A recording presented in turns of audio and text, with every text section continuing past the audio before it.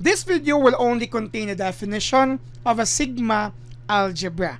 Okay, now we are done talking about algebra of a subset of X. Now sigma algebra is a more, what do you call this one, special type of algebra, still considering a portion of definition of algebra, but in this case we have a special consideration. This is its definition, and we are to learn this because as we move forward to measure theory, we can always go back to the concept of sigma algebra. Here is its definition. An algebra, take note, it's already identified an algebra, so definitely the conditions of algebra are already satisfied. Let's say script M of subsets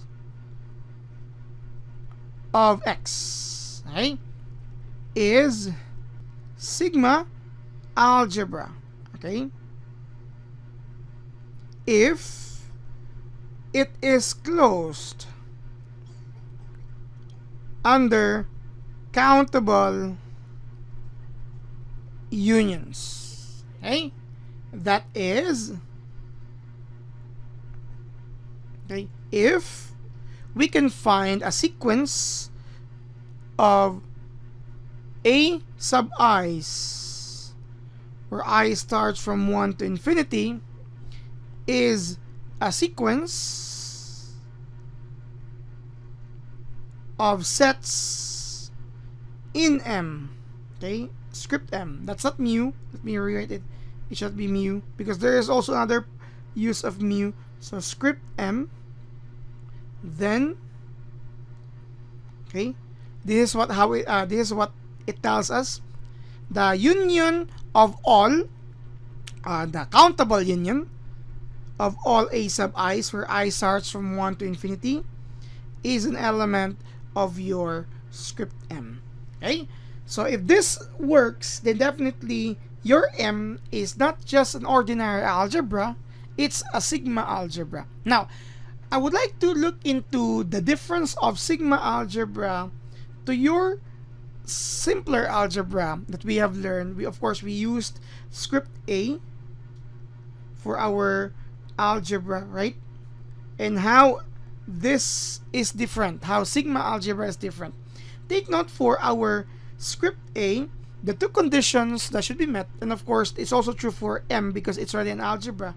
For A sub 1, it should be closed under finite unions, and for your A2, closed under complementation. And this is also true again for your script M because script M is an algebra.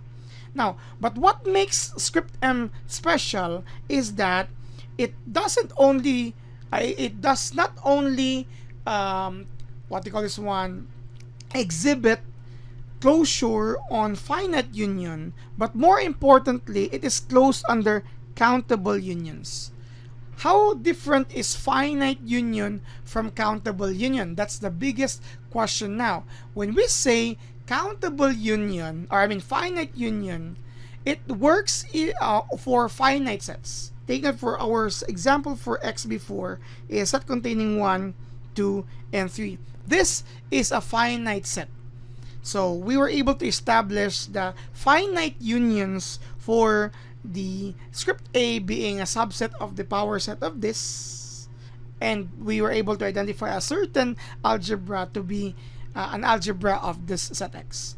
Now, for your sigma algebra, it works for countable unions. And what is countable unions? It actually talks about an infinitely many types of union, but still countable. Okay, so what is countable union versus finite union? Again, finite unions are for finite sets. For countable unions, we have here a union over many sets but countable, meaning we can arrange them into a certain sequence where we can count them from set 1, set 2, set 3, and so on and so forth. Okay? So this is why sigma algebra is still a special type of algebra, because it now covers countable unions. meaning infinitely many but countable number of sets. So we'll have more implications to this as we move forward to our next videos, and more importantly in measure theory, as these types of considerations will be considered. Thank you very much for watching.